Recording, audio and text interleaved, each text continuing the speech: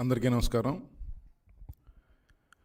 నిన్న ఏదైతే చంద్రబాబు నాయుడు గారి మీద ఒక అక్రమంగా పెట్టిన కేసులో ఆయనకి మధ్యంతర బెయిల్ రావటం, ప్రపంచవ్యాప్తంగా ఉన్న తెలుగువారందరూ కూడా వారి యొక్క మద్దతుని చంద్రబాబు నాయుడు గారికి తెలియజేయటమే కాకుండా ఆయన చేసే న్యాయ పోరాటానికి ప్రతి ఒక్కరూ మద్దతు తెలియజేస్తూ నిన్నంతా కూడా బ్రహ్మాండంగా ప్రపంచవ్యాప్తంగా ఉన్న తెలుగువారు అందరూ సంబరాల్లో మునిగిపోయారు. ఇలాంటి పరిస్థితిని ముందే ఊహించిన జగన్మోహన్ రెడ్డి గారు చంద్రబాబు నాయుడు గారిని మరలా ఏదో ఒక కేసులో ఇరికించాలనే ఒక దురుద్దేశంతో అంతకు ముందు రోజు ఆయన మీద ఆనాడు తెలుగుదేశం ప్రభుత్వ హయాంలో రూపొందించబడిన మద్యం పాలసీలో ఏదో చిన్న చిన్న తప్పులు ఉన్నాయి అని చెప్పి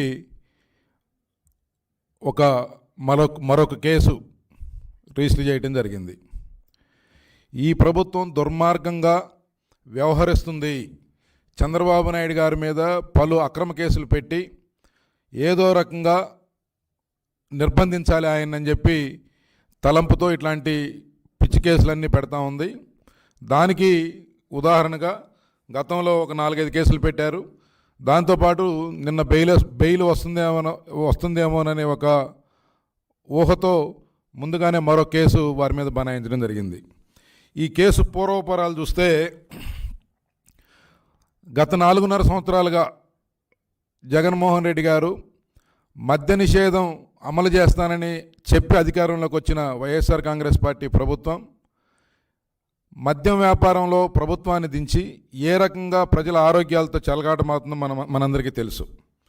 దీనికి గత 4.5 సంవత్సరాలుగా ఈ ప్రభుత్వం చేస్తున్న మద్యం మాఫియా వెనక, ఈ ప్రభుత్వ పెద్దల మద్యం మాఫియా వెనక ఎవరైతే సూత్రధారి పాత్రధారి ఉన్నాడో అదే వ్యక్తితో చంద్రబాబు నాయుడు గారి మీద ఒక ఆరోపణలు చేస్తూ ఒక దొంగ కేసు పెట్టించారు, ఒక తప్పుడు కేసు పెట్టించారు. ఆయనే ఈ వాసుదేవరెడ్డి. ఈ వాసుదేవరెడ్డి అనే అతను 2009 బ్యాచ్కి సంబంధించిన IRTS అధికారి, అంటే ఇండియన్ రైల్వే ట్రాఫిక్ సర్వీస్ నుంచి వచ్చిన అధికారి. ఈయనకి రాష్ట్రంతో కానీ లేకపోతే ఇక్కడ ఉన్న ప్రజల పరిస్థితుల మీద ఎటువంటి అవగాహన లేదు. ఈయన తెలంగాణ ప్రాంతానికి చెందిన వ్యక్తి. ఈయన్ని ఈ ప్రభుత్వం వచ్చిన వెంటనే మద్యం ద్వారా వేల కోట్ల రూపాయలు సంపాదించాలనే ఒక కుట్రతో ఈ అధికారిని ఇక్కడ తీసుకురావటం, ఈయనకి అన్ని బాధ్యతలు APPCL MDగా అలాగే డిస్టిలరీస్ కార్పొరేషన్కి చైర్మన్గా ఈయన పెట్టి మొత్తం కూడా ఒక కుట్రపూరితంగా వ్యవహారం నడిపిస్తూ ఉన్నారు.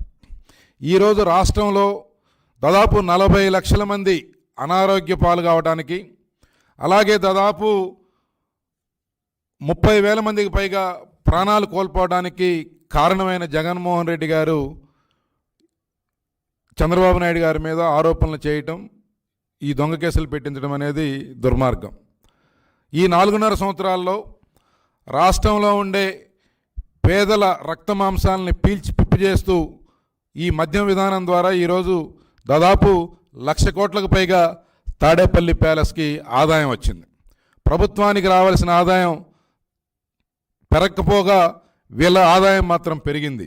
దీనికి సూత్రధారి అయిన ఈ అధికారితో ఈరోజు వాళ్ళ చెప్పు చేతలో ఉన్న అధికారితో మరొక కేసు పెట్టడం అనేది చాలా దుర్మార్గం. దీని వెనక కుట్రని ప్రజలు గమనించాలని చెప్పి కోరుతా ఉన్నాం. ఏదైతే వీళ్ళు ఆరోపణలు చేశారో గతంలో, అసలుకి ఈ అధికారి ఈయన APPCL కార్పొరేషన్కి MDగా ఉన్న అధికారి గత ప్రభుత్వం యొక్క మద్యం పాలసీ మీద, గత ప్రభుత్వంలో పాలసీలో తీసుకున్న నిర్ణయాల మీద ఈయన ఇప్పుడు కంప్లైంట్ చేయడం అనేది అందరూ బయట నవ్వుకుంటున్నారు.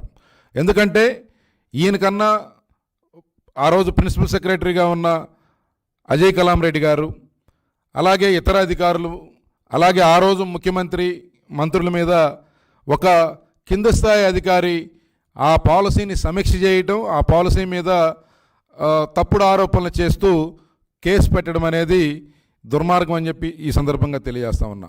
ఈ ప్రభుత్వం యొక్క కుట్ర, మోసపూరిత వైఖరి, ఏదో రకంగా బురద జల్లాలనే ఒక ప్రయత్నం స్పష్టంగా కనిపిస్తూ ఉంది. కాబట్టి దీంట్లో వీళ్ళు ప్రధానంగా చేసిన ఆరోపణలు ఏదైతే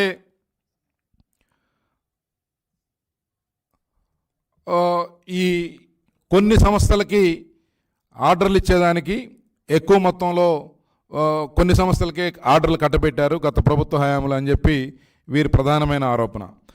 ఒకసారి గతంలో తెలుగుదేశం ప్రభుత్వ హయాంలో చంద్రబాబు నాయుడు గారి ముఖ్యమంత్రిగా ఉన్నప్పుడు ఉన్న మద్యం పాలసీకి ఈరోజు మద్యపాన నిషేధం చేస్తానని చెప్పి అధికారంలోకి వచ్చిన జగన్మోహన్ రెడ్డి గారి ప్రభుత్వం మద్యం పాలసీకి ఒకసారి ప్రజలు వ్యత్యాసాన్ని గమనించాలి.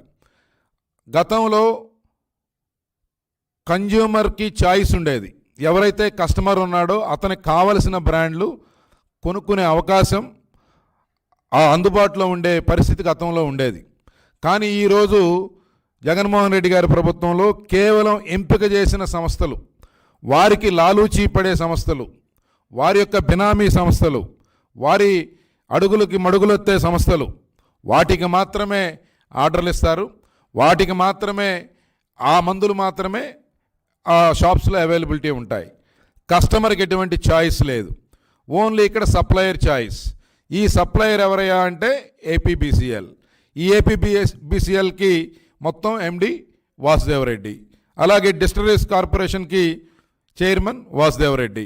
అంటే వాసుదేవరెడ్డిని అడ్డం పెట్టుకొని, బయట నుంచి తీసుకొచ్చిన అధికారిని అడ్డం పెట్టుకొని రాష్ట్రంలో ప్రతిరోజు నిత్యం ప్రభుత్వ ఆధ్వర్యంలో జరుగుతున్న మద్యం దుకాణాల్లో ఒక భారీ కుంభకోణం ఈరోజు ఈ ప్రభుత్వం చేస్తూ ఉంది.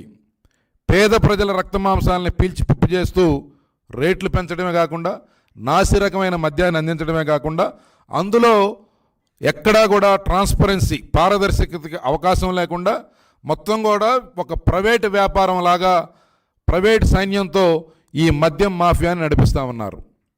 మందు తయారు చేసేది వాళ్ళే, డిస్టిలరీస్ వాళ్ళవే, లేకపోతే మిగతా ఎవరైనా వేరే వాళ్ళే ఉంటే వారిని బెదిరించి అందులో వాటాలు లాక్కుంటారు. వీళ్ళ బెనామీ వ్యక్తులతో మొత్తం వ్యాపారం చేయిస్తూ ఈరోజు ప్రజల్ని అడ్డగోలుగా దోచుకుంటూ గత 4 సంవత్సరాలుగా దాదాపు 1,00,000 కోట్ల రూపాయలు పైగా ఈరోజు తాడేపల్లి ప్యాలెస్కి ఈ మద్యం డబ్బులు వెళ్ళాయి. దానికి మేము గతంలో కూడా చాలాసార్లు ఈ అధికారి మీద, ఈ ప్రభుత్వం చేస్తున్న మద్యం వ్యవహారం మీద చాలాసార్లు మేము ప్రజలకు వివరించడం జరిగింది. వివిధ ఫోరంలో, అసెంబ్లీలో కూడా వీరి మీద మాట్లాడటం జరిగింది. కానీ అవేమీ పట్టించుకోకుండా కేవలం చంద్రబాబు నాయుడు గారి మీద, ఆనాటి ప్రభుత్వం మీద ఒక కుట్రపూరితంగా ఈ వాసుదేవరెడ్డిని ఒక పావులాగా వాడుకుంటూ ఆరోపణలు చేయటమే కాకుండా కేసు నమోదు చేయాలనే ప్రయత్నం చాలా దుర్మార్గం అని చెప్పి ఈ సందర్భంగా తెలియజేస్తా ఉన్నాను. అలాగే ఆనాడు చంద్రబాబు నాయుడు గారి ప్రభుత్వంలో ఒక ట్రాన్స్పరెంట్గా ఆ రోజు ఒక కమిటీలను ఏర్పాటు చేయటం, ఆ కమిటీల ఆధ్వర్యంలో వారి రికమెండేషన్స్ ప్రకారం, లేకపోతే రకరకాల టెండర్ కమిటీ కానీ, ప్రైస్ అప్రూవల్ కమిటీ కానీ, ఇవన్నీ కూడా అధికారులు, చీఫ్ జస్టిస్లు, రిటైర్డ్ చీఫ్ జస్టిస్లు, రిటైర్డ్ ఐఏఎస్లు, అలాగే చార్టెడ్ అకౌంటెంట్స్, ఇట్లా వివిధ రంగాలకు చెందిన వ్యక్తులందరినీ కూడా ఆ కమిటీల్లో ఏర్పాటు చేసి ఆ కమిటీల సిఫార్సుని ప్రభుత్వం అమలు చేసే విధంగా ఆ రోజు ఒక ట్రాన్స్పరెంట్గా నిర్ణయాలు తీసుకుంటే, ఈరోజు మద్యం పాలసీ మొత్తం కూడా, ఈరోజు వైఎస్ఆర్ కాంగ్రెస్ పార్టీ ప్రభుత్వం మద్యం పాలసీ మొత్తం కేవలం జగన్మోహన్ రెడ్డి గారు నిర్దేశించిన వ్యక్తులతో వ్యాపారం చేయటం, జగన్మోహన్ రెడ్డి గారు నిర్దేశించిన రేట్లకి మద్యం అమ్మే విధంగా తీసుకురావటం, వారికి కావలసిన కమిషన్లు, వారికి కావలసిన ఇవన్నీ కూడా అందిన తర్వాతే ఈరోజు ఆర్డర్లు ఇచ్చే పరిస్థితి ఈరోజు రాష్ట్రంలో కనపడతా ఉంది. ఈరోజు ఏ మద్యం దుకాణానికి వెళ్ళినా వినియోగదారుడికి కావలసిన బ్రాండ్ అక్కడ దొరకదు. ఆంధ్రప్రదేశ్లో దొరికే మద్యం బ్రాండ్లు ఏవి ఇతర రాష్ట్రాల్లో, మన దేశంలో ఏ రాష్ట్రంలో కూడా దొరకదు. ఇతర రాష్ట్రాల్లో, మన దేశంలోని ఇతర రాష్ట్రాల్లో దొరికే ప్రముఖ మద్యం బ్రాండ్లు ఏవి కూడా ఆంధ్రప్రదేశ్ రాష్ట్రంలో దొరకవు. ఇది ఇక్కడ ఉన్న కిటుకు. వీరి అవినీతికి మూలం ఇక్కడ ఉంది. దాంతో వీరికి కావలసిన వ్యక్తులకి టెండర్లు కట్టపెట్టడం ఇవన్నీ చేస్తూ ఉన్నారు. ఒకసారి వీళ్ళు చేసిన ఆరోపణలు ఒకసారి మనం చూసినట్లయితే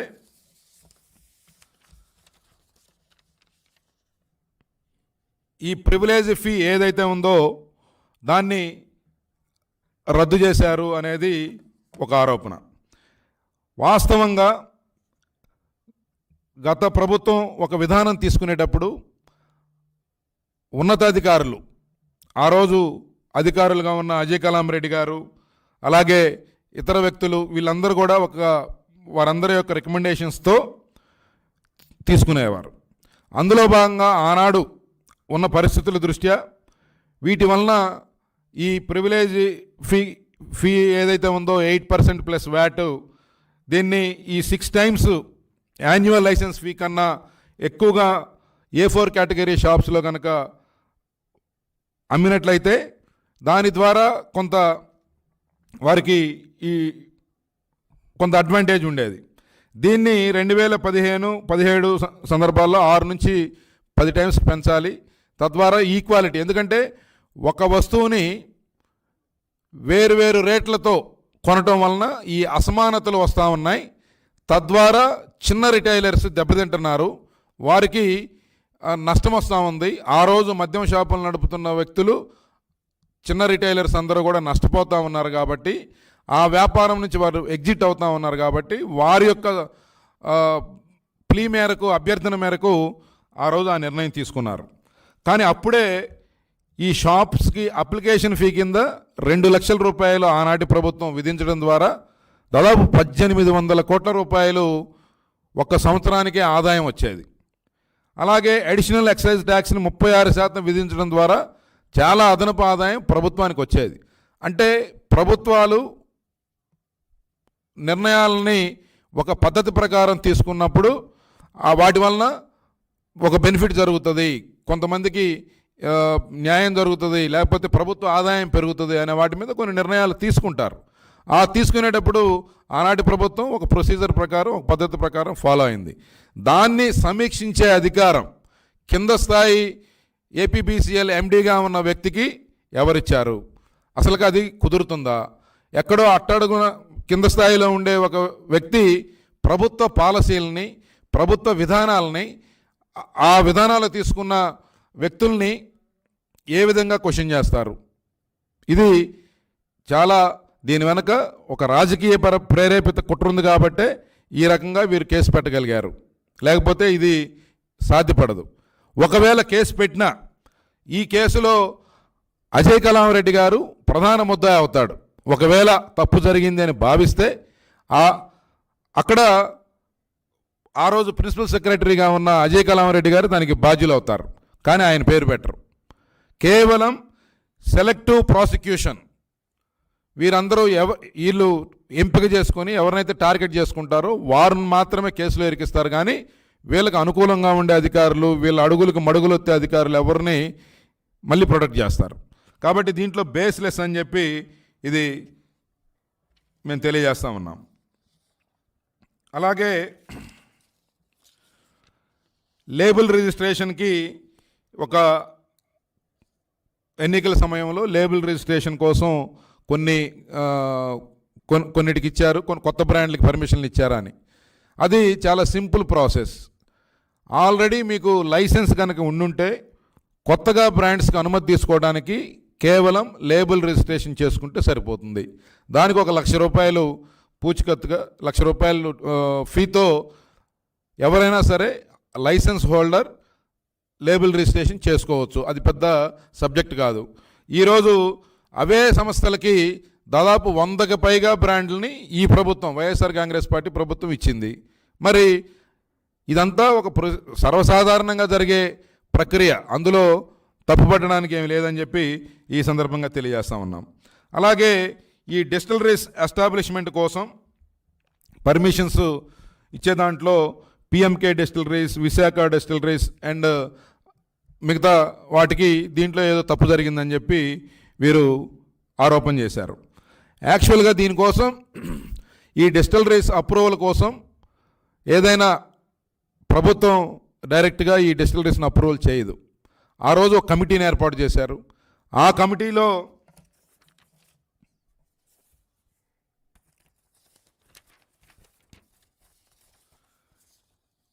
ప్రతిదానికి ఒక కమిటీ ఉండేది. టెండర్ కమిటీ, లేకపోతే ఈ పర్మిషన్స్కి అప్రూవల్కి ఒక కమిటీ, ఇవన్నీ కూడా ఉండేవి. వాటిట్లో రిటైర్డ్ జడ్జిలు, రిటైర్డ్ ఐఏఎస్ అధికారులు, చార్టెడ్ అకౌంటెంట్లు వీళ్ళందరూ కూడా మెంబర్లుగా ఉంటారు. ఏదైతే ఈ రాష్ట్రం విడిపోయిన తర్వాత తెలంగాణ రాష్ట్రంలో ఎక్కువ డిస్టిలరీస్ ఉన్నాయి, ఆంధ్రప్రదేశ్ రాష్ట్రంలో తక్కువ ఉన్నాయి. ఇక్కడ ఉండే అవసరాలని మీట్ కావడం కోసం ఎవరైనా ముందుకు వస్తే పర్మిషన్స్ అన్నీ అక్కడ ఉన్న ప్రాక్టీసెస్ అన్నీ అడాప్ట్ చేసినప్పుడు, వారికి అన్ని అర్హతలు ఉన్నప్పుడు ఆ సంస్థలకి పర్మిషన్ ఇవ్వడం సర్వసాధారణం. ఇది కూడా ఆ కమిటీ అప్రూవల్ ఉంటుంది, డిపార్ట్మెంటల్ ఎంక్వైరీ ఉంటుంది, వారందరి సిఫార్సు మేరకి క్యాబినెట్లో అప్రూవ్ చేసి తర్వాత పర్మిషన్స్ ఇస్తారు. దీంట్లో కూడా పెద్దగా ఇదేం లేదు. ఏదైతే వీళ్ళు పిఎంకే డిస్టిలరీస్, విశాఖ డిస్టిలరీస్ చెప్తున్నారో అవన్నీ కూడా ఈరోజు ఈ ప్రభుత్వం పెద్దల ఆధీనంలో వారి కనుసన్నల్లో నడుస్తూ ఉన్నాయి. అలాగే ఎస్పీవై డిస్టిలరీస్కి ఆ రోజు రాష్ట్రం విడిపోయిన తర్వాత మనకి రాయలసీమ ప్రాంతంలో, వెనుకబడిన ప్రాంతంలో ఉన్న పెద్ద డిస్టిలరీ అది. అక్కడ అది కాయలాపండి సంస్థగా ఉంది. వారు అభ్యర్థన మేరకి కొంత ఇంట్రెస్ట్ వేవరు, తర్వాత వారు కట్టవలసిన బకాయిల్ని ఇన్స్టాల్మెంట్లో కట్టేటట్టు ఆ రోజు ప్రభుత్వం నిర్ణయం తీసుకుంది. ఇది కూడా క్యాబినెట్లో అప్రూవ్ చేసి దాన్ని ఒక ప్రొసీజర్ ప్రకారం చేశారు. వాస్తవంగా ఆ వెనుకబడిన ప్రాంతంలో ఉన్న పరిశ్రమని ఆదుకోవడానికి కొంత రిలాక్సేషన్ ఇచ్చిన మాట వాస్తవం, దాంట్లో తప్పు పట్టడానికి ఏం లేదు. ఆ సంస్థను కాపాడాలి, ఆ సంస్థలో పనిచేసే ఉద్యోగస్తులు వీరందరి యొక్క జీవితాలను దృష్టిలో పెట్టుకొని కొంత వెసులుబాటు కల్పించారు, అంతేగాని వాళ్ళకి ఏమి దోచిపెట్టింది ఏమి లేదు. ఇప్పుడు అదే ఎస్పీవై డిస్టిలరీస్ని ముఖ్యమంత్రి గారి బంధువులు, ముఖ్యమంత్రి గారి అనుచరులు, ముఖ్యమంత్రి గారి కనుసన్నల్లో ఈరోజు అక్కడ దాదాపు 14 లక్షల లీటర్లు మద్యం ప్యాకింగ్ జరుగుతూ ఉంది. వీరికి సంబంధించిన ఎంపిక చేసిన సంస్థలకి అక్కడ ప్యాకింగ్ చేసుకునే వెసులుబాటు కల్పించారు. ఈరోజు ప్రధానంగా ఎక్కువగా ఈ ప్రభుత్వ మద్యం దుకాణాలలో అమ్మే మద్యంలో ఎక్కువ భాగం ఎస్పీవై డిస్టిలరీస్లోనే తయారవుతూ ఉంది. కాబట్టి కేవలం ఈ ఆరోపణలు రాజకీయ ప్రేరేపితమైనవి. చంద్రబాబు నాయుడు గారు బయటకు వస్తారు, ఆయన్ని మరలా ఏదో కేసులో ఇరికించాలి, ఎక్కువ రోజుల పాటు ఆయన్ని ప్రజల నుండి దూరం చేయాలి, లేకపోతే ఏదో రకంగా ఇబ్బంది పెట్టాలి, బురద చల్లాలి, అవినీతి ఆరోపణలు, అవినీతి మరకలు ఆయనకు అందించాలనే ఒక దురుద్దేశం తప్పితే ఇక్కడ వేరే ఎటువంటి వాస్తవాలకి దూరమైన ఈ ఆరోపణలన్నీ కూడా మనకు కనపడతా ఉన్నాయి. వీటితో పాటు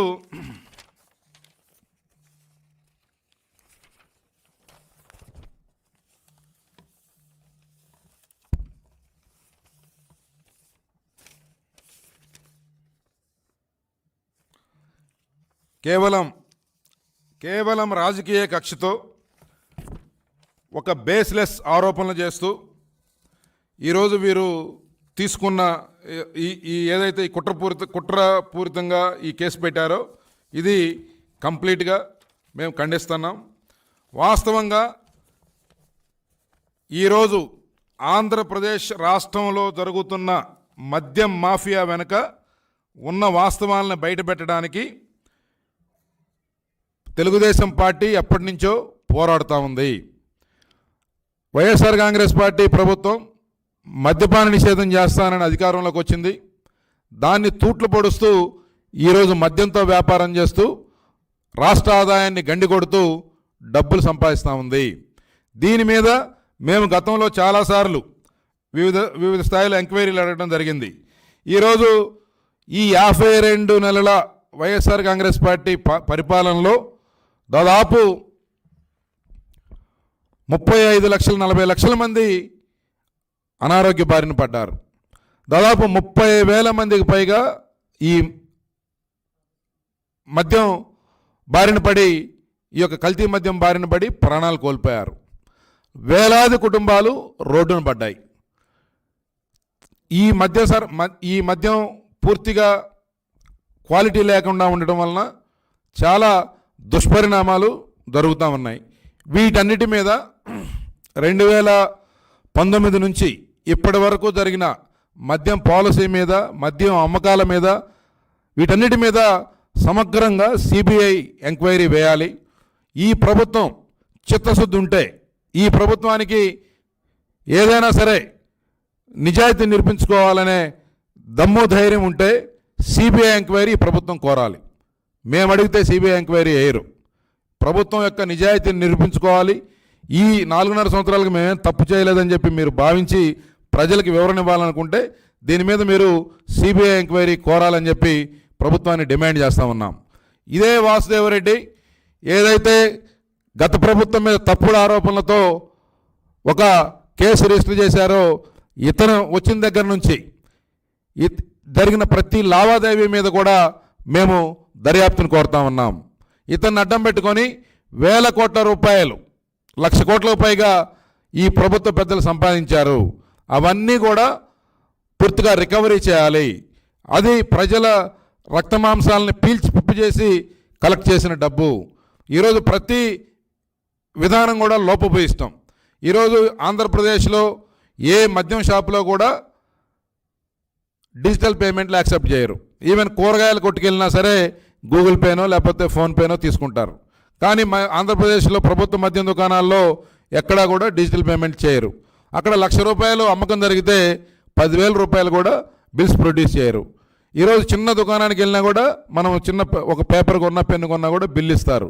కానీ ఇక్కడ రోజుకి ఇన్ని వేల కోట్ల రూపాయల వ్యాపారం జరిగే ఈ మద్యం దుకాణాల్లో ఎక్కడా కూడా బిల్లు ఇవ్వరు.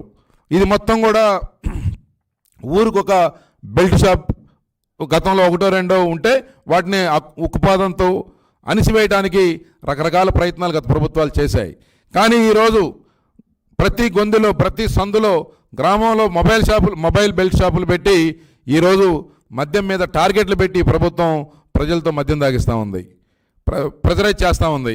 ఎక్కడా కూడా కేసులు పెట్టిన దాఖలాలు పట్టుకున్న దాఖలాలు లేవు. ప్రభుత్వమే ప్రోత్సహిస్తూ ఉంది. కాబట్టి వీటన్నిటి మీద సమగ్రమైన ఎంక్వైరీ జరగాలి. వీటన్నిటి మీద సమగ్రమైన విచారణ జరగాలి. సిబిఐ ఎంక్వైరీ వీటన్నిటి మీద వేసి వారి నిర్దోషిత్వాన్ని నిరూపించుకోవాలని చెప్పి మేము కోరుతా ఉన్నాం.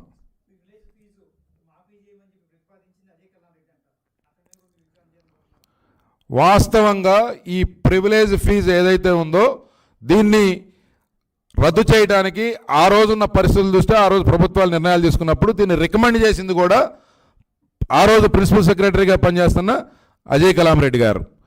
ఆయన సిఫార్సు మేరకి అప్పుడున్న పరిస్థితుల మూలాన ఆ రోజు ప్రభుత్వం క్యాబినెట్లో పెట్టి నిర్ణయం తీసుకుంది. ఈ నిర్ణయం మీద ఈరోజు ఈ ఐఆర్టీఎస్ అధికారి వాసుదేవరెడ్డి ఏపీపీసీఎల్ ఎండి కేసు పెడతాడు.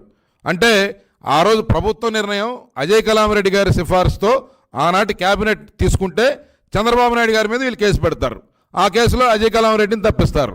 అంటే తప్పు జరగలేదు, ఒకవేళ జరిగిందని మీరు భావిస్తే దాన్ని సిఫార్సు చేసిన వ్యక్తి అజయ్ కలాం రెడ్డి గారు, ఆయన మీద చర్యలు తీసుకోకుండా ఆయన సిఫార్సులను అనుగుణంగా తీసుకున్న క్యాబినెట్ నిర్ణయం మీద చంద్రబాబు నాయుడు గారి మీద కేసు పెట్టడం వీరి కుట్రకి పరాకాష్ట అని చెప్పి ఈ సందర్భంగా తెలియజేస్తా ఉన్నాం.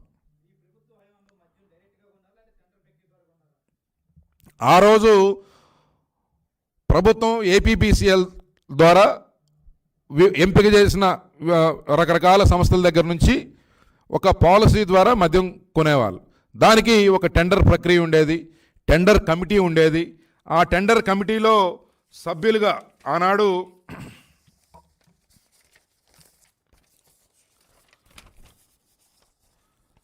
టెండర్ కమిటీ చైర్మన్గా హైకోర్టు రిటైర్డ్ జడ్జి ఉండేవాళ్ళు. దీంట్లో ఆ రోజు జస్టిస్ రామానుజం గారు, అలాగే రిటైర్డ్ ఐఏఎస్ అధికారి బాలసుబ్రహ్మణ్యం గారు, ఆ రోజు చార్టెడ్ అకౌంటెంట్గా ఉన్న ఆంజనేయులు గారు, వీరందరూ కూడా ఆ టెండర్ కమిటీ సభ్యులుగా ఉండేవాళ్ళు. ఈ టెండర్ ప్రక్రియ ద్వారా ధరలను నిర్ణయించిన తర్వాత వాటన్నిటిని కూడా బ్రాండ్ల వారీగా వాటన్నిటిని కూడా ఒక జీవో రిలీజ్ చేసి దాదాపు 33 డిపోలకి ద్వారా ప్రొక్యూర్ చేసేవాళ్ళు. ఇక్కడ ఆనాడు తెలుగుదేశం ప్రభుత్వ హయాంలో చాలా ట్రాన్స్పరెంట్గా ఒక పద్ధతి ప్రకారం జరిగేది. ఆనాడు ఎప్పుడు కూడా ఎక్కడా కూడా ఒక చిన్న ఆరోపణ కూడా రాలా. ఏదైతే ఎంపిక ఆ రోజు సెలెక్ట్ అయిన సంస్థలు లేకపోతే ఎవరైతే ముందుకు వస్తారో సప్లై చేస్తామని చెప్పి వారికి ధరలు నిర్ణయించిన తర్వాత టెండర్ కమిటీ అప్రూవల్ చేసిన తర్వాత వాళ్ళు సప్లై చేసుకునేవాళ్ళు. కస్టమర్కి ఛాయిస్ ఉండేది. కస్టమరు ఆ షాపుల దగ్గరికి వెళ్ళి ఏ బ్రాండ్ కావాలో అది కొనుక్కునే అవకాశం ఆ రోజు ఉంది. సప్లై చేసిన తర్వాత ఈ సరుకు అమ్ముడు పోయిన తర్వాత మాత్రమే ఆ కంపెనీలకి పేమెంట్ జరిగేది. ఏదైనా స్టాకు మిగిలిపోయి ఉంటే కంపెనీలు వెనక్కి తీసుకునేవి. ఇదంతా కూడా ఎక్కడ ప్రభుత్వానికి సేల్స్ కొనుగోలులో కానీ అమ్మకాల్లో కానీ ఎక్కడా ప్రభుత్వానికి సంబంధం లేదు.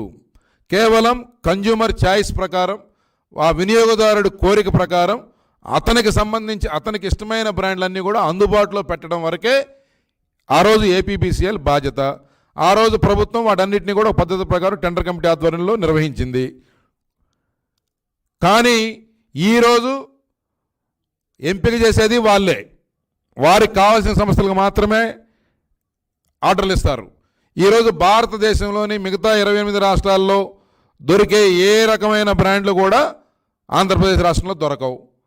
కేవలం వీళ్ళకి సంబంధించిన సంస్థలు, వీరికి సంబంధించిన వ్యక్తులకు సంబంధించిన కంపెనీలకు సంబంధించిన బ్రాండ్లు మాత్రమే ఇక్కడ దొరుకుతాయి. ఇవి వీరు వేరే రాష్ట్రాల్లో అమ్మరు. ఇది పూర్తిగా ఇక్కడే అవినీతికి అవకాశం, ఇక్కడే వేల కోట్ల రూపాయలు ముఖ్యమంత్రి గారు సంపాదించడానికి అవకాశం ఏర్పడింది.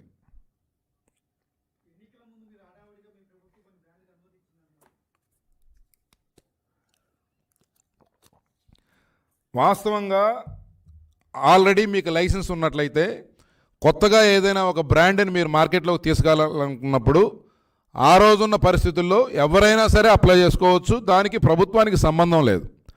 మీరు ₹1,00,000 ఫీజు కడితే మీ లేబుల్ రిజిస్ట్రేషన్ కనుక చేసుకున్నట్లయితే ఆ బ్రాండ్ని మార్కెట్లోకి రిలీజ్ చేయొచ్చు. అది ఒక నిరంతరం జరిగేదే. ఈరోజు వైఎస్ఆర్ కాంగ్రెస్ పార్టీ అధికారంలోకి వచ్చిన తర్వాత 108 కొత్త బ్రాండ్లకి పర్మిషన్స్ ఇచ్చారు. మరి వాటిని ఏమంటారు అంటే, నార్మల్గా జరిగే ఒక ట్రాన్స్పరెంట్గా జరిగే పద్ధతిలో కూడా లోపం లేకుండా ఆనాడు జరిగితే ఈరోజు కేవలం వీరి యొక్క సంబంధించిన వ్యక్తులకు మాత్రమే, వీరికి సంబంధించిన కంపెనీలకు సంబంధించిన బ్రాండ్లకు మాత్రమే పర్మిషన్స్ ఇస్తున్నారు, కానీ వేరే వాళ్ళని ఎంకరేజ్ చేయట్లేదు.